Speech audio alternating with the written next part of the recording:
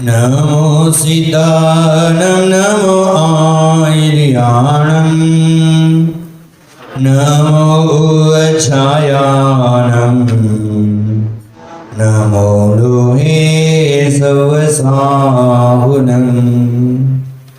वन्दितु सवसिद्धि दुवममलं नवमं गतिं पद्ये ओछामि समय पाहुड मिनमो सुध केवली वणिनम। जीवलाचार्य कुंद कुंद महामुनि राज की, चारित्र चक्रवर्ती समाधि सम्राट आचार्य भगवान शांति सागर जी महाराज की, मम जीवन शिल्पी शांत मूर्ति वासरत्नाकराचार्य गुरुदेव सन्मति सागर जी महाराज की, रत स्मरणीय संत शिरोमणि आचार्य भगवान विद्यासागर जी महाराज की, अहिंसा में विश्व धर्म की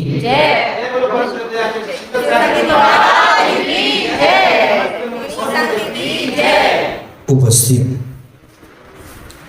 जिन धर्म प्रेमी भव्य जीवन, इस दुखमय संसार से मुक्ति पाकर के शाश्वत सुख का आनंद लेना है तो हमारे जीवन में अध्यात्म रसामृत का पान करना आवश्यक है। अध्यात्म की मात्र चर्चा करने से कभी अध्यात्म का आनंद नहीं आता, तो अध्यात्म की चर्या भी करना आवश्यक है। उस अध्यात्म का अपने जीवन में प्रयोग भी करना आवश्यक है। और अपने जीवन में अध्यात्म का प्रयोग करने के लिए संपूर्ण बाह्य वस्तुओं से भिन्न ज्ञानानंदमय मेरी निजात्मा है, उसका अनुभव करना पड़ेगा। व्यवहार अभूतार्थ है ऐसा समझकर उसको छोड़ करके सत्यार्थ रूप निश्चय में प्रवेश करना पड़ेगा।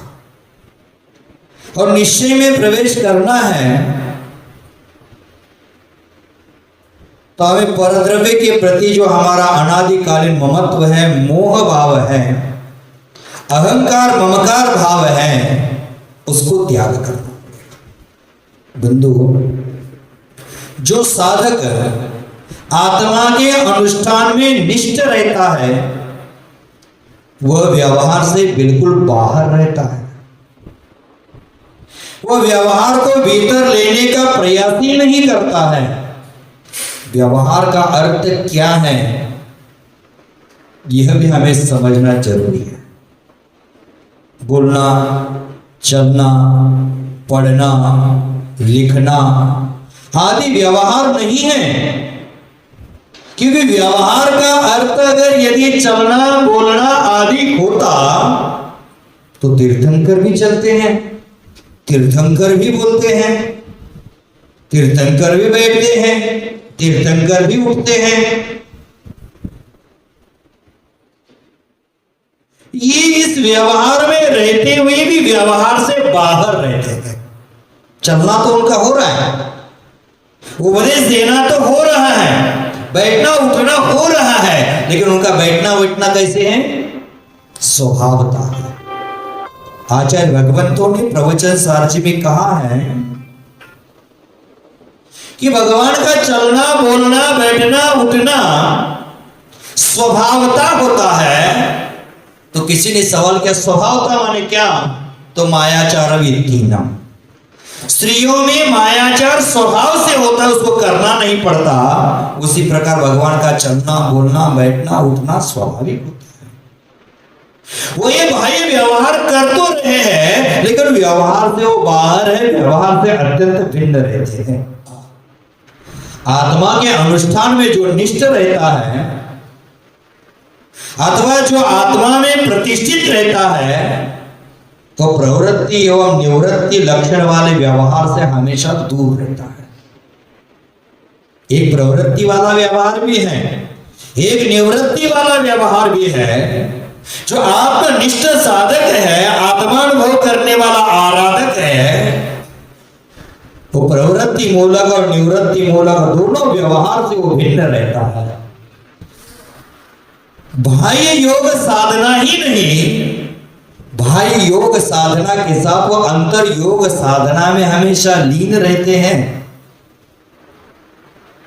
और अंतर योग की साधना में जो लीन रहते हैं ऐसे साधु को ही आनंद की अनुभूति होती है, निजानंद का साक्षात्कार होता है।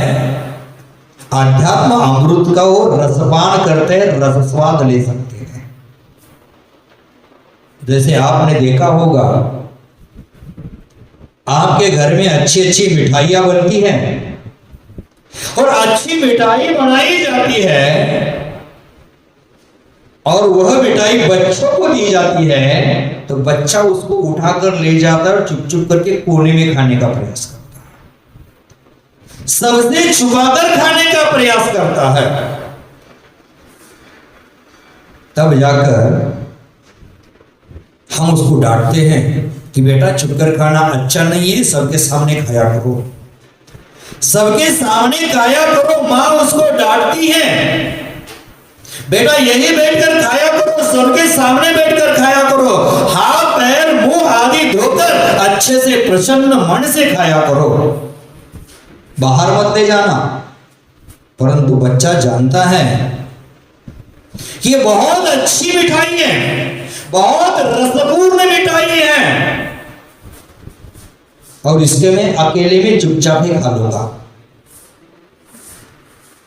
सबके सामने खाने में जो मुझे आनंद नहीं आएगा, वो एकांत में बैठकर वो मिठाई खाने में आनंद आएगा, वह बच्चा जानता है।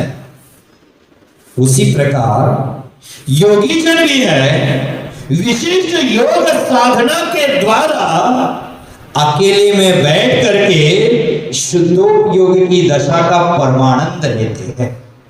वह जानते मैं सबके सामने परमानंद लेने की कोशिश करूंगा, भाई व्यवहार में मैं परमानंद की खोज करूंगा, तो मेरी मूर्खता होगी, मेरा अज्ञान होगा, मेरी अप्रतिबुद्धता होगी, मेरी मूर्खता होगी।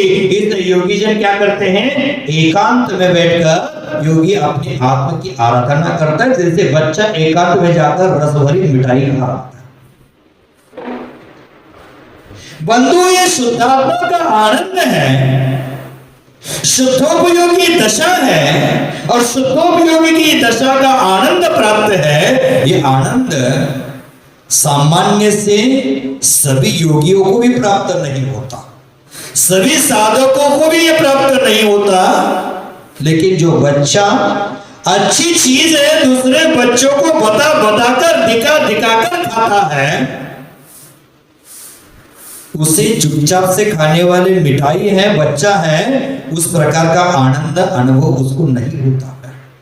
उसी तरह योगीराज मुनिराज है, आत्माराधना छोड़ करके व्यवहार के कार्यों में संलग्न रहते हैं, जो ख्याति पूजा लाभ की चाह रखते हैं, उनको कभी 3 काल में भी परमानंद की प्राप्ति नहीं हो सकती। बाह्य पूजा ख्याति लाभ से दूर होना पड़ेगा। अनादिकाल से व्यवहार के कार्यों में संलग्न है, उस व्यवहार के कार्यों को त्याग करके निशुद्धात्मा की प्राप्ति हेतु हमें शुद्ध निश्चय का आलम्बन लेना पड़ेगा, तभी वह आनंद की प्राप्ति करेगा।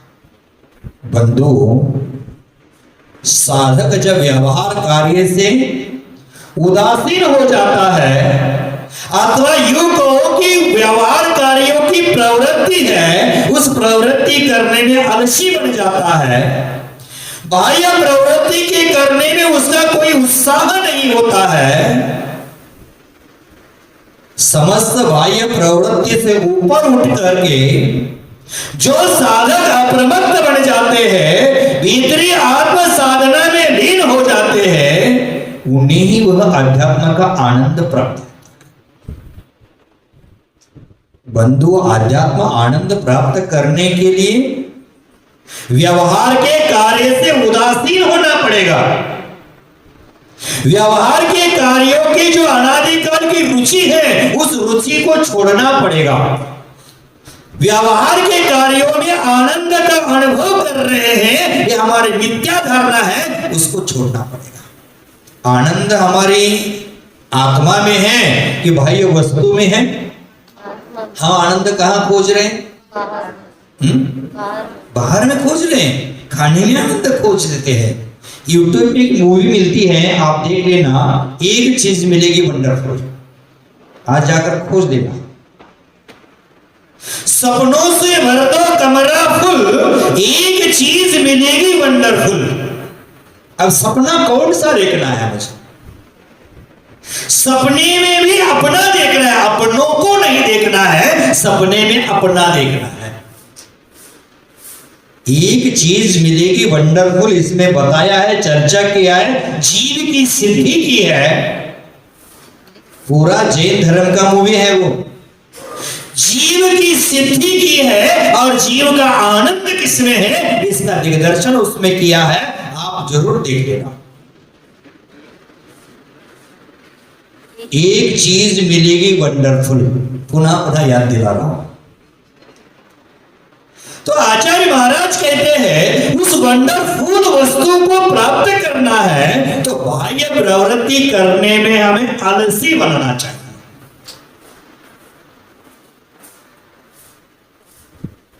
हम धर्म कार्य करने में आलसी हैं और बाह्य कार्य करने में अत्यंत उत्साहित हैं।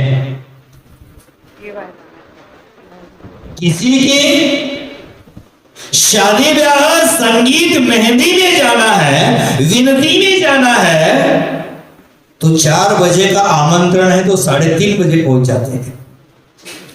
और शांति धारा अभिषेक 6 बजे है तो कितने बजे?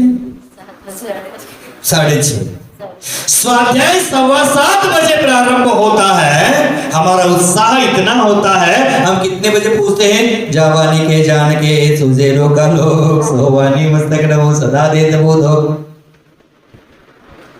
विधि विधान हमने समय दिया है 7 बजे का, और विधि विधान में कब पूछता है आदमी? बिना जाने वा जान के रही टूट जो कोय, तुम प्रसाद थे परम गुरु सो सब पूर्ण होए। पूजन विधि जानो नहीं, नहीं जानो भगवान। पगला 50 साल से पूजन करता है, अभी बोलता है मैं पूजन विधि जानता ही नहीं, तो कर क्या रहा था 50 साल से? एक क्वेश्चन मार्क लगाए ना। 50 साल से पूजा करता है लेकिन अभी पूजन विधि नहीं जान रहा है। इसमें तो भारतीय लघुता है, लेकिन जब तक आप लघु लघु लघु स्वयं को मानोगे तब तक प्रभु कभी नहीं बन पाओगे। व्यवहार में हम सबसे बड़ा बनते हैं, तो मैं बार बार कहता हूं प्रभुता से प्रभु दूर, लघुता से प्रभु मिले, प्रभुता से प्रभु दूर। लघुता नम्रता आएगी तभी हमें प्रभु मिलते हैं, नहीं तो प्रभुता से प्रभु बहुत दूर होते हैं। हम बड़े बाकी के कीड़े, ये जो प्रवृत्ति है तब तक परमात्मा का दर्शन नहीं हो पाएगा। बड़ा होता है, बड़ा होता है, बड़ा होता है, बड़ा होता है। कितना बड़ा होता है? दही बड़ा, इतना छोटा छोटा बनाते हैं ना, उड़ीद बड़ा और दाल बड़ा, दाल बड़ा, दाल बड़ा और बड़ा। महाराष्ट्र में जो इतना होता है, पाव बड़ा खाकर अपना जीवन निर्वाह करने वाले लोग है। वहां बड़ा बड़ा बड़ा है, बड़ा बड़ा है, भले इतने को भी बड़ा नहीं कहते, इतना बना लो तो कम बड़ा कहेंगे। बड़ा है, इतना छोटा है लेकिन उसको बड़ा कहते हैं, वो दही में पड़ा है इसलिए वो बड़ा है। उसी प्रकार इस मनुष्य पर्याय में वह बड़ा है जो प्रभु के चरणों में पड़ा है, गुरु के चरणों में पड़ा है, वह सबसे बड़ा होता है। ऐसे ही पैसे से बड़ा कोई नहीं होता है। जो निजात्मा का अनुभव करने के लिए बाह्य प्रवृत्ति से आलसी बन जाता है, बाह्य प्रवृत्ति करने में अनुत्साहित हो जाता है, समस्त बाह्य प्रवृत्ति से उठकर अप्रमत्त अवस्था को प्राप्त कर लेता है, वही अपनी आत्मा का आनंद ले सकता है। बंधुओं, भीतरी आत्म साधना में लीन हो जाता है अप्रमत्त अवस्था को प्राप्त करने वाला योगी, और वह जब भीतरी आत्म साधना में लीन हो जाते हैं तब जाकर उनको अध्यात्म का सही अर्थों में अर्थ समझ जाता है। अध्यात्म का उसको आनंद प्राप्त होता है। इसलिए समस्त योगी जन हैं योग साधना और योग साधना की वृद्धि में हमेशा प्रयत्नरत रहते हैं, तो रहना भी चाहिए। योग साधना बढ़ती जाएगी तो हमारे अंतर जीवन में आत्मानंद की लहर बढ़ती जाएगी। जैसे हवा तेज चलती है तो समंदर की लहरें बढ़ जाती है, ऊंचाइयों को छू लेती है, उसी प्रकार हमारे जीवन में योग साधना की हवा बढ़ती जाएगी, तब हमारे जीवन में आत्म आनंद की लहरें बढ़ती जाएगी। आत्म आनंद की लहर प्राप्त करने के लिए हमें हमारे जीवन में साधना रूप परिश्रम करने की आवश्यकता है। हम परिश्रम तो करते हैं, हम तो पुरुषार्थ करते हैं, साधना के लिए करते हैं कि साधनों के लिए करते हैं? साधनों के लिए करते कि साधना के लिए करते हैं? साधन और साधना में कितना अंतर है? एक डंडी मात्र का अंतर है, एक डंडी बढ़ जाती है। साधना है वह हमें आत्मानंद देने वाली है और साधन है हमें दुख देने वाली है। इसलिए किसके रास्ते पर चलना चाहिए? साधना के रास्ते आत्मा के वास्ते चल रे राही चल, चल रे राही चल, मुक्ति की मंजिल मिले, आत्मा की सरसिज खिले, चल रे राही चल। इस पथ पर चलने वालों को आत्मा की मंजिल मिलती है, आत्मा का सही अर्थों में आनंद मिलता है। उस आनंद की लहर प्राप्त करने के लिए हमें परिश्रम करना चाहिए, लेकिन हमारा परिश्रम बाह्य साधनों को इकट्ठा करने में है। साधन हमें सुविधा दे सकते हैं, लेकिन साधन कभी सुख नहीं देते हैं। पैसों के माध्यम से हम डनलप का गद्दा खरीद सकते हैं, लेकिन पैसे से नींद नहीं खरीदी जा सकती। पैसे से हम दवाइयां खरीद सकते हैं, लेकिन पैसे से आरोग्य खरीदा नहीं जा सकता है। पैसे से हम भोजन सामग्री खरीदी जा सकती है, लेकिन पैसे से कभी पेट नहीं भरता है। साधन हमें सुख देते हैं, सुविधा दे सकते हैं, लेकिन साधना हमें शाश्वत सुख देती है। जितनी सुविधा है आज के आदमी के पास, जितनी सुविधा है उससे कई अधिक गुना उसके जीवन में दुविधाएं हैं। सुविधा हमें दुविधा की ओर ले जाती है और साधना हमें शाश्वत सुख की ओर ले जाती है। हमें साधना के पीछे लगना कि साधनों के पीछे लगना है? हम किसके पीछे लगे हैं? साधन पर डिपेंड है, साधन पर हमारा जीवन आधारित हो गया है, साधन पर निर्धारित हो गया है। घर से बाहर निकलने के पहले एक बार चावल की डिब्बी घर में छूट जाएगी, लेकिन मोबाइल घर में नहीं छूटता है। मान लो हम यहां से अब जा रहे हैं बंगवासी, लगभग 13 किलोमीटर यहां से हिसाब जोड़ दिया दीपक जी ने। 13 किलोमीटर यहां से किसी व्यक्ति को जाना है, गया कार में बैठा और उसको 8 किलोमीटर चलने के बाद याद आया कि मेरा मोबाइल घर में भूला है। अब बचा है 4-5 किलोमीटर, आगे जाएगा कि 8 किलोमीटर पीछे आएगा? साधनों में हमारा जीवन जा रहा है। आगे वहां जाकर आत्माराधना आत्म साधना की चर्चा चल रही थी, लेकिन पुनः पीछे आ गया। मान लो यहां से 3 किलोमीटर गया, 13 में से 3 किलोमीटर गया व्यक्ति और बचा 10 किलोमीटर है, और उसको याद आया कि मेरे जेब में पैसे का पर्स मैं घर में भूल कर आया। अब पीछे जाएगा कि आगे जाएगा? आगे नहीं जाएगा। पैसे के पर्स की उसको इतनी जरूरत नहीं, उससे कहीं अधिक गुना मोबाइल की जरूरत पड़ी है। तो बोलते हैं वहां जाने के बाद किसी हमारा दोस्त मिलेगा, रिश्तेदार मिलेगा, उसको बोलेंगे टैक्सी का पैसा पे कर देना। वहां जाकर टैक्सी का पैसा पे करने के लिए दूसरे को बोलेगा, लेकिन मोबाइल छूट जाता तो पुनः पीछे लौट जाएगा। आज के लोगों की प्रवृत्ति विचित्र हो गई है, साधनों पर जीवन निर्धारित हो गया है। आज किसी को जेल जाना पसंद नहीं है, लेकिन किसी को कहते हैं तुझे 12 साल जेल में डालेंगे, लेकिन वहां तुझे एक सुविधा दी जाएगी कि वहां तुझे इंटरनेट फ्री दिया जाएगा। तो क्या करेगा? आपको मानने समझ में आ गया कि मंदिर में वाईफाई है, वाईफाई का पासवर्ड आपको पता है, मान लो पासवर्ड पता है, आपके मोबाइल में पर डे का 1.5 GB 2 GB डाटा आता है। अब यहाँ वाईफाई फ्री है तो आप अपना मोबाइल का डाटा यूज करेंगे कि वाईफाई यूज करेंगे? वाईफाई। अपना 1.5 GB फोकट में जाएगा, दिन भर यूज नहीं होगा, लेकिन फोकट की चीज यूज करने में हमें आनंद आता है। उसी प्रकार संसार की चीज सस्ते में फोकट में मिल रही है, उसका आनंद ले रहे हैं, लेकिन जो आत्मा का आनंद निज का इंटरनेट डाटा है, निज की शक्ति है, निज का सामर्थ्य है, उसको हम यूज नहीं कर रहे, फोकट में जा रहे हैं। लेकिन यूज क्या कर रहे हैं? दूसरे का, दूसरी वस्तु में हम आनंद खोज रहे हैं, तो पर वस्तु में आनंद नहीं है, ये पहले निर्णय करना। आत्म साधना, और आत्म साधना करने के लिए शारीरिक परिश्रम की आवश्यकता नहीं है। आत्म आराधना करने के लिए,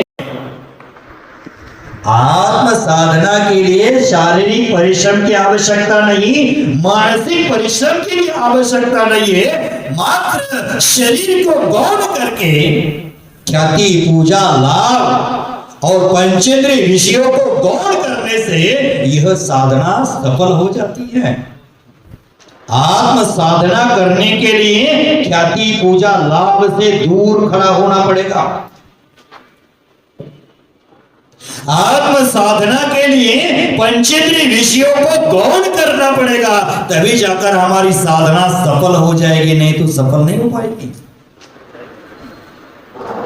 आचार्य महाराज कहते हैं, जिस प्रकार कोई धनवान व्यक्ति है, बढ़िया प्रवृत्ति वाले लोग हैं, अपना कमाया हुआ धन है अपने परिवार के बीच में खर्चा करना चाहते हैं, बाजार में घूमने वालों के लिए नहीं। उसी प्रकार ज्ञानी मुनिराज हैं, उन्होंने जो परिश्रम के द्वारा ज्ञान का अर्जन किया है, वो ज्ञानार्जन है अपने आत्म कल्याण के लिए, अपने आनंद की प्राप्ति हेतु खर्चा करता है, दूसरे के आनंद के लिए वो खर्चा नहीं करेगा। आज हमारे साधकों का जीवन स्वयं के लिए कम हो गया है और भक्तों के लिए ज्यादा हो गया है। हो गया कि नहीं? तो जो ज्ञानार्जन तूने किया था, उसका प्रयोग तू स्वयं को कर ले, दूसरे को क्यों करा? आज हम साधक प्रवचन भी ऐसा कर रहे हैं जिसमें मनोरंजन होता है। हमारे ज्ञान का प्रयोग मनोरंजन की चर्चा करने के लिए मत कर देना। हमारे ज्ञान का प्रयोग आत्मरंजन करने के लिए और मन का मंजन करने के लिए कर देना। जहां मन का मंजन होता है वहां आत्मरंजन होगा, वही आत्म साधना होगी, वही आनंद की अनुभूति हो जाएगी। बंधु, आपको क्या लगता है मुझे जनरल प्रवचन करने नहीं आते हैं? मैं 2012 तक जनरल प्रवचन ही ज्यादा करता था।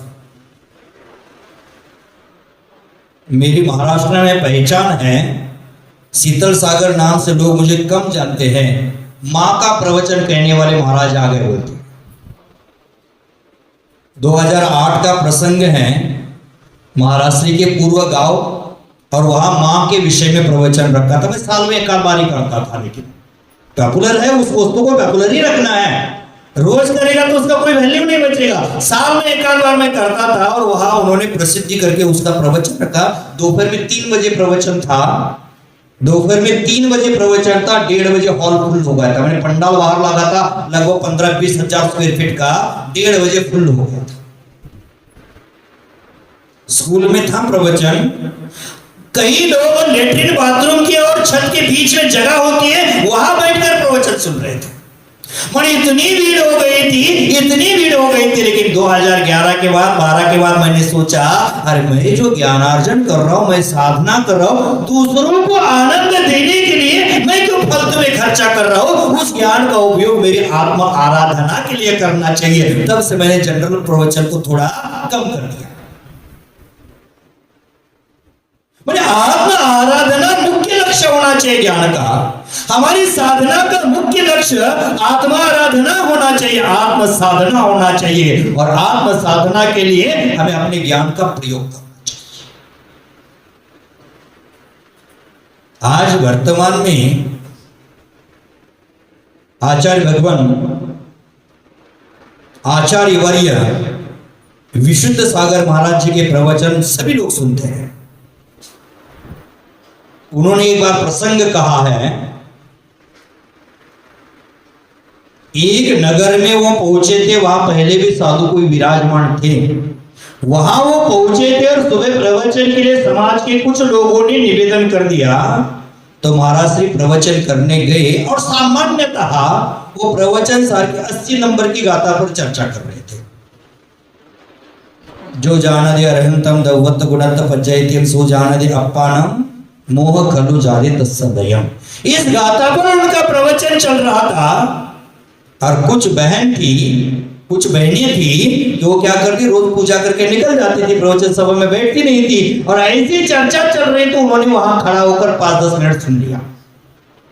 प्रवचन होने के उपरांत तो मुनिराज अपनी स्वाध्याय कक्ष में गए,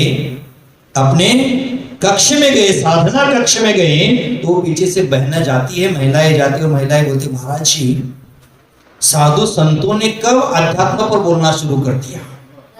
विशुद्ध सागर जी को क्या बोला? साधु संतों ने अध्यात्म पर बोलना कब से शुरू कर दिया? जिनवानी को रखकर कब से बोलना शुरू कर दिया? तो महाराज जी बोले बहन मैं आपकी बात समझा नहीं। तो बोले आज तक यहाँ साधु आए सब यही चर्चा करते रहे कि घर को स्वर्ग कैसा बनाना है, पिता पुत्र का व्यवहार कैसे हो, जीवन में धन कैसे कमाया जाता है, दुकानदारी कैसे की जाती है, व्यवहारिक जीवन का आनंद सबने बताया, लेकिन आपने अध्यात्म का आनंद बताया।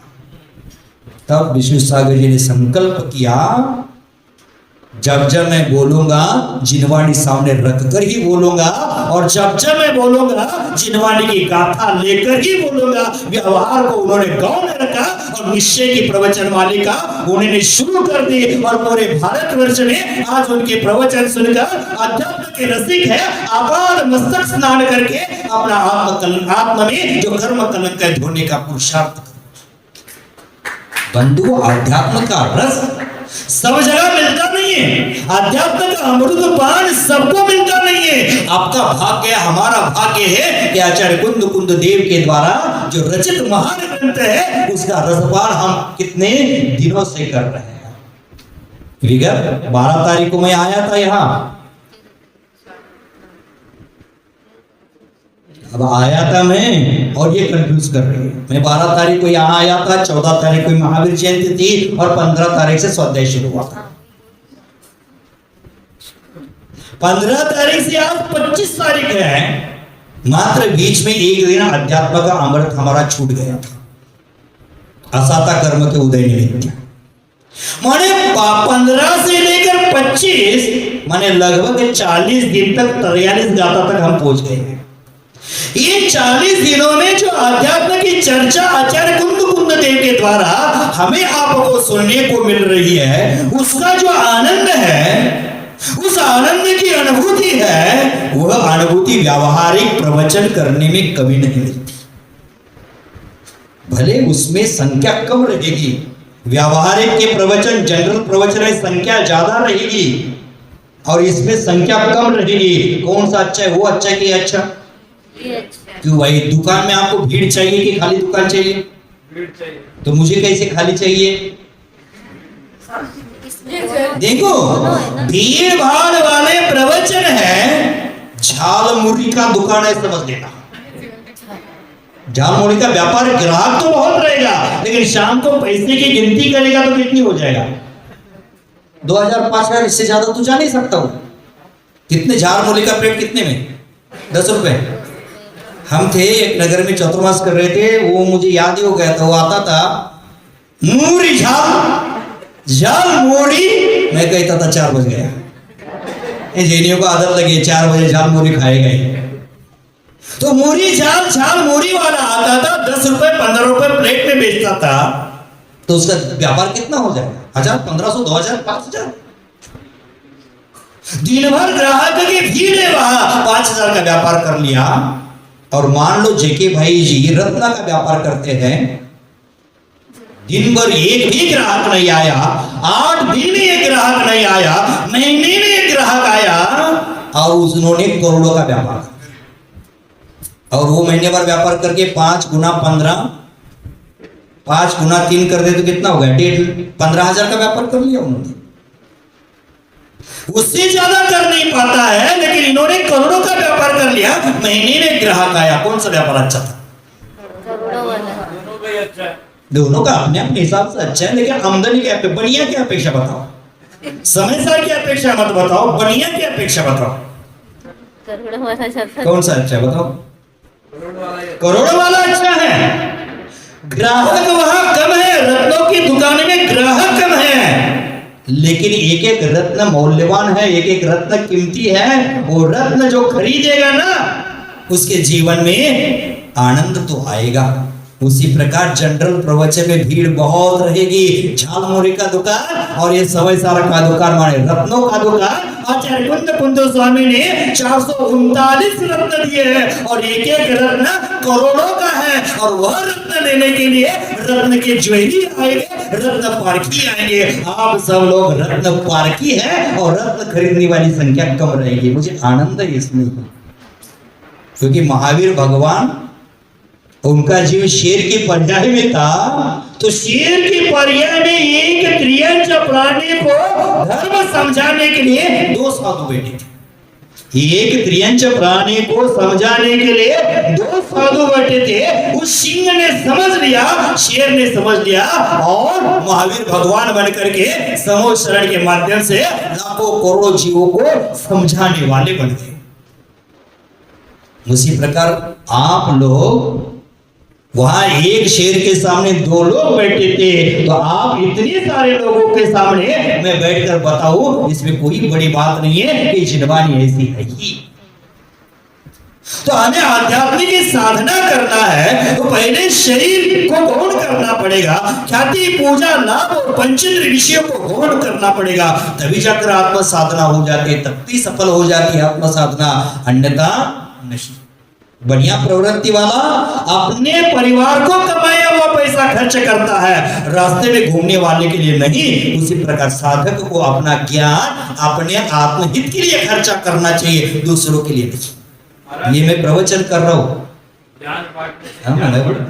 ठीक है, मैं प्रवचन जो कर रहा हूँ, यह क्लास चल रही है, आप उसका आनंद ले रहे हैं। लेकिन मैंने एक दिन कहा था, प्रवचन आपके लिए नहीं, मेरे आत्मा को संबोधन देने, मैं मेरी आत्मा को संबोधन करता हूं कि तेरा स्वरूप यह है, पंचेंद्रिय विषयों से रहित तेरा स्वरूप है, मोह से रहित तेरा स्वरूप है, तू ज्ञानोपयोग में है, दर्शनोपयोग में है, तू शुद्ध है, बुद्ध है, अखंड है, ज्ञानमय है।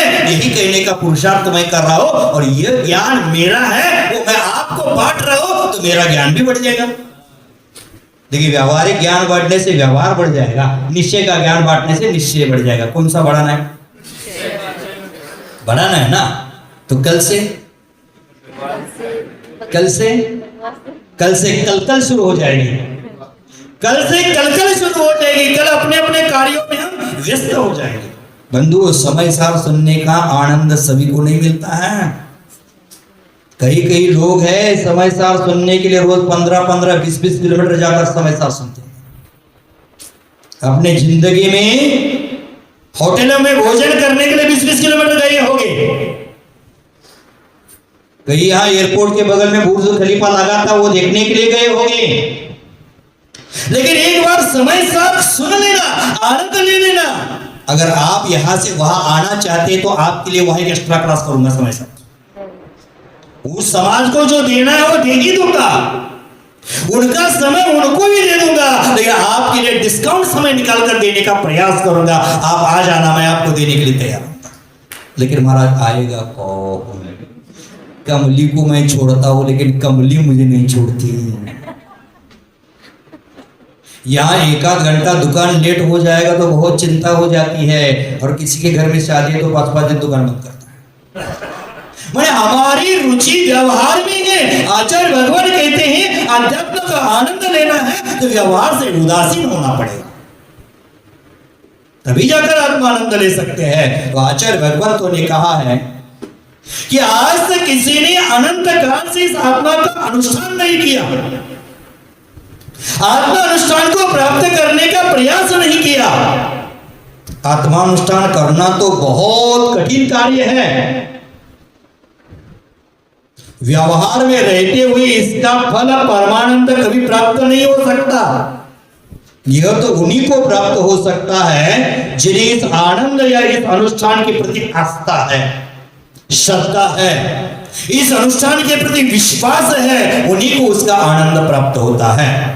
साथ में साथ जो निश्चय की भूमिका या शुद्धोपय की भूमिका को प्राप्त करने का प्रयास करता है उसको ही वह आत्मानंद प्राप्त होता है। क्योंकि यह नीति है कि जिसको जिसमें रुचि होती है वह उसी को प्राप्त कर लेता है। आपको विषय भोगों में रुचि होगी तो विषय भोगों को प्राप्त करने का ही पुरुषार्थ रहेगा।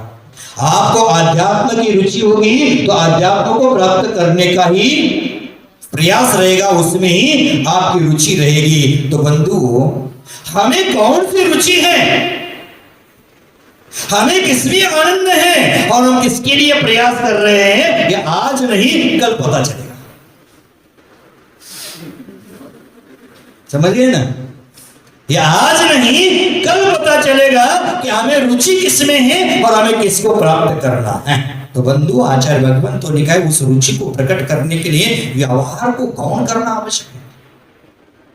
इसीलिए आचार्य भगवान कहते हैं एकाध दिन हमें मेवा खाना, रोज तो दूध आप पी ही रहे हैं, दूध पीते कि नहीं? रोज जिसको पसंद है रोज पीता है, मधुर लगता है, सरस लगता है, रोज दूध पीते हैं। लेकिन किसी महिला के मन में आ गया घर वालों को रोज पानी मिलाया दूध पिलाते हैं, आज क्या करते हैं, एक बार मेवा खिला देते। मेवा खिला देते तो क्या करना पड़ेगा? एक दिन परिवार का दूध त्याग कराती है। वो क्या करती हैं? एक दिन परिवार का दूध त्याग कराती है, अथवा एक आध महिला एक दिन घर में दूध एक्स्ट्रा मंगा देती है। दोनों उदाहरण दूंगा मैं। एक दिन दूध का त्याग कर दिया तभी जाकर उसने उसकी रबड़ी बनाई, मेवा बनाया, तभी उसका पेड़ा बन गया और पेड़े का आपने आनंद लिया। एक दिन का त्याग दूध हुआ तभी तो पेड़ा खाने मिला। उसी प्रकार इस जीवन में हम संसार की आसक्ति का त्याग करेंगे, इंद्रिय विषय भोगों का त्याग करेंगे, तभी जाकर आत्मानंद रूपी पेड़ा खाने को मिलेगा।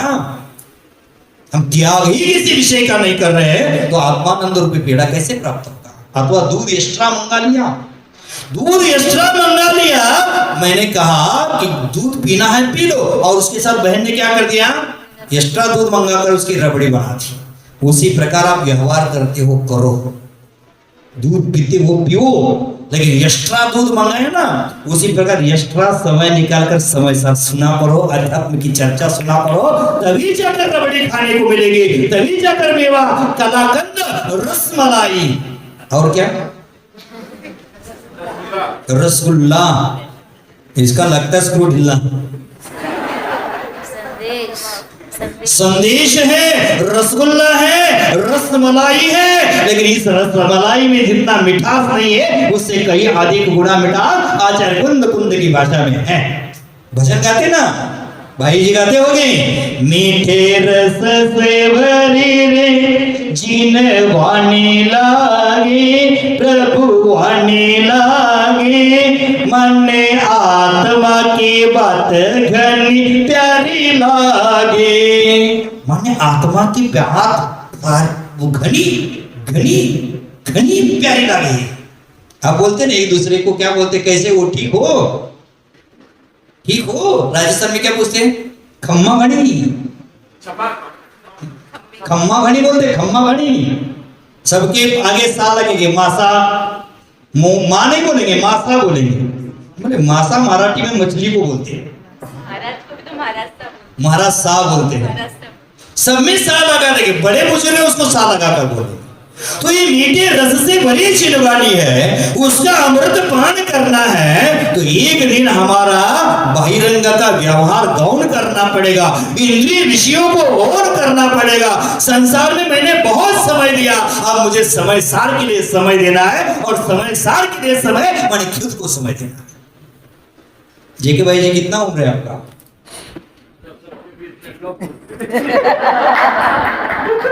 आज तक तो सुन रहा था कि महिलाओं को अपनी उम्र कम, और इनको भी महिलाओं कभी अपनी उम्र सही नहीं बताती, 2-4-5 साल कम ही बताएगी। सही बोल रहे ना प्रीति बहन?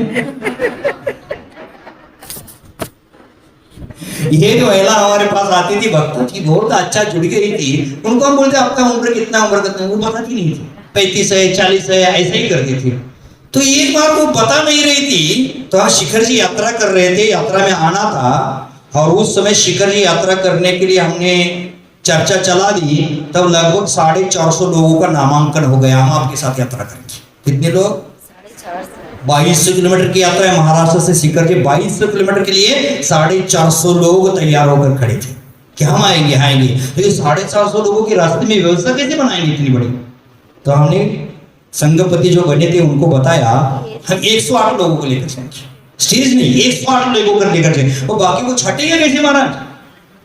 तब उनका कह मेडिकल टेस्ट करो, सबका आधार कार्ड आपके पास ले लो। तो सबके आधार कार्ड ले लिए, तो वो महिला का भी आधार कार्ड उसमें आ गया। मैं भी ऐसा आदमी हूँ, बहुत खतरनाक हो, मैंने सबके आधार कार्ड मंगा दिए और चेक करना शुरू कर दिया। उस महिला बोला, तू 40 साल की बोलती, तेरी उम्र तो 65 है।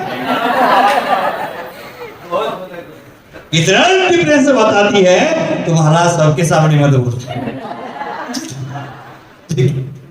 आत्मा को तो उम्र नहीं होती है, न बालो न वृद्धो न तुच्छो न मूढ़ो, चिदानंद रूपम नमो वितरागम। वितराग सूत्र एक बार पढ़ लेना। न बालो न वृद्धो न तुच्छो न मूढ़ो, चिदानंद रूपम नमो वितरागम। माने मेरा स्वरूप वितराग में है, न बालक हो, ना मूर्ख हो, वृद्ध हो, ना बूढ़ा हो, ना पुरुष हो, ना स्त्री हो, ना नपुंसक हो, ना मैं सेठी हो, ना मैं काला हो, ना अरुण हो, ना शीतल सागर हो, ना प्रशांत सागर हो, ना विद्यासागर हो। मैं तो एक ज्ञानानंद वितराग में आत्मा। ये निर्णय होना चाहिए। तो मान लो 65 साल 70 साल की उम्र है, कितनी उम्र है? अब मैंने सबके सामने नहीं बताया, आपने बताया। मैंने आप कहा कि सुलोचना बहन कहती है कि इनका इतना उम्र है। तो उम्र कितना है ये ज्यादा महत्वपूर्ण नहीं है। माने धर्म से जुड़े हैं, इनका उदाहरण नहीं दे रहा हूं। कोई 60 70 साल 80 साल का व्यक्ति है, 80 साल में उन्होंने व्यापार बिजनेस बहुत कर लिया, बहुत तरक्की कर ली, बहुत धन संचय कर लिया, लेकिन 80 साल में अध्यात्म का रसपान नहीं किया। जितने दिन अध्यात्म का रसपान करेगा उतना ही उन्होंने अपने जीवन में कुछ कमा लिया, बाकी सब यहाँ का यहाँ छूट जाने वाला है। तो अपने जीवन में यष्टाभूत मंगा लो, यष्टा जनवाणी सुनने का प्रयास करो, यष्टा 4 कदम चलकर जाकर जनवाणी का सुनने का प्रयास करो। एक राज्य में एक विद्वान रहता था, उसकी विद्वत्ता पर राजा खुश हो गया। जिन 24 घंटा में 18 घंटा स्वाध्याय करते थे, वो विद्वान 18 घंटा स्वाध्याय करता था। राजा उस पर खुश हो गया और बोला तुझे कुछ उपहार देना चाहता हूं। तब जाकर वो बोलता है, राजन अगर आपको उपहार ही देना है, आप मनचाहा वर देते हैं, तो मैं आपको इतना ही निवेदन करूंगा, मेरे पैर के अंगूठे में और 2 आंखें देना। पैर के अंगूठे में 2 आंखें देना। क्यों? वो कहता है जब मैं चलता हूं तो मुझे नीचे देखना पड़ता है, जनवाणी का अध्ययन छोड़ करके।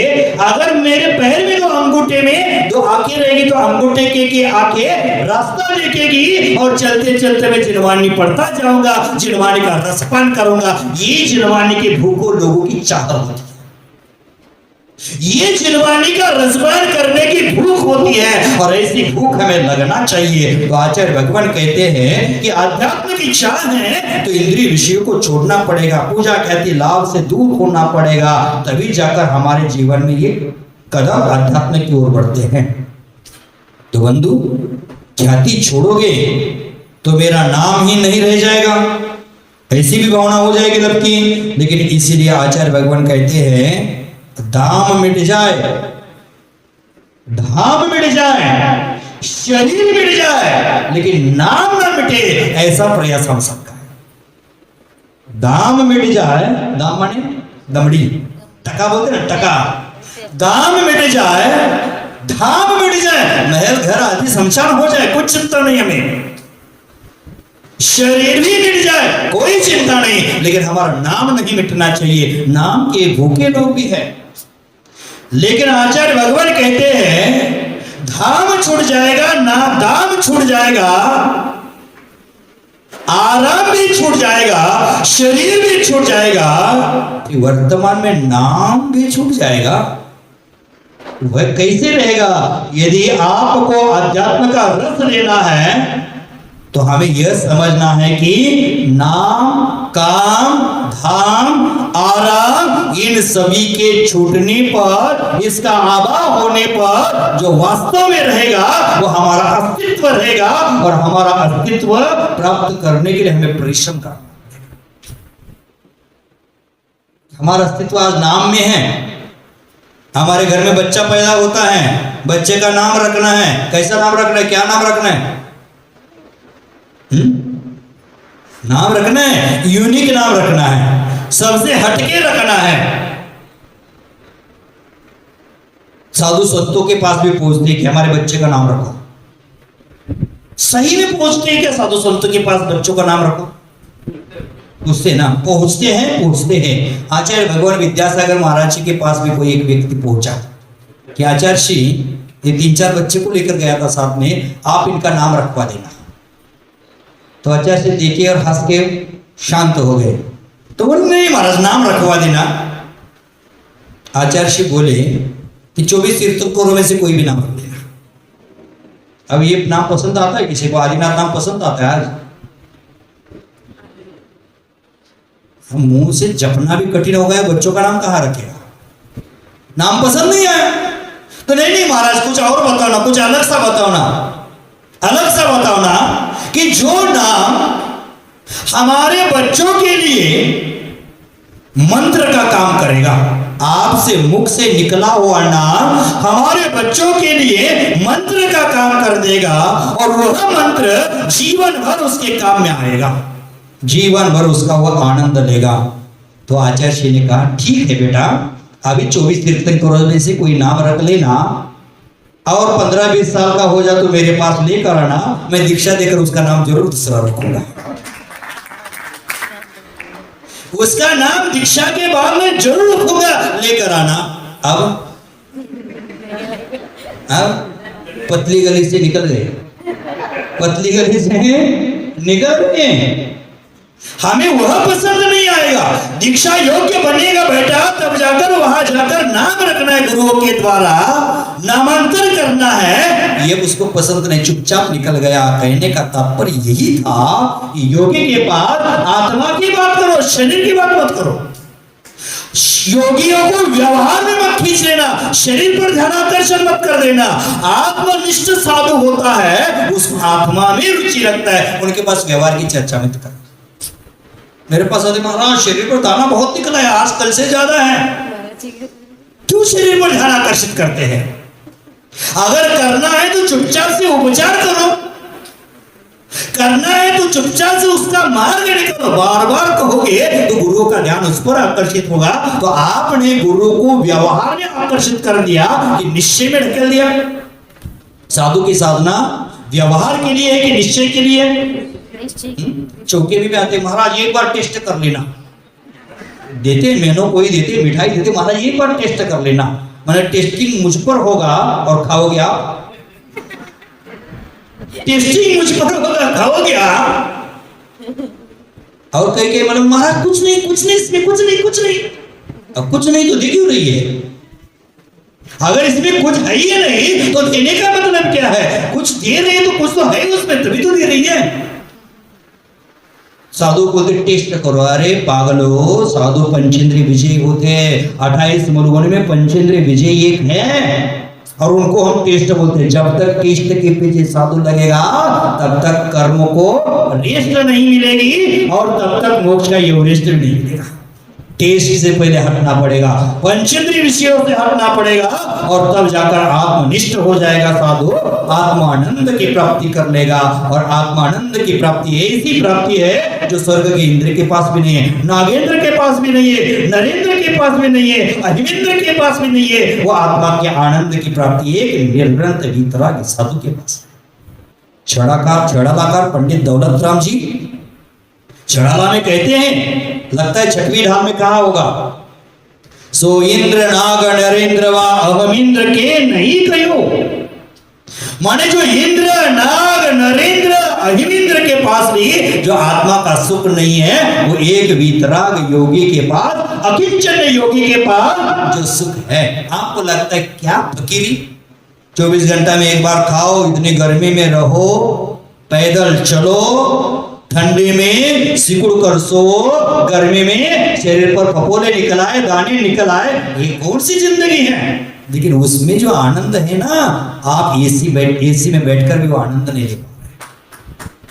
आप साधनों से घिरकर भी उस चीज का आनंद नहीं ले पा रहे हैं। वह आनंद एक वीतराग योगी समय साथी गाथाओं के माध्यम से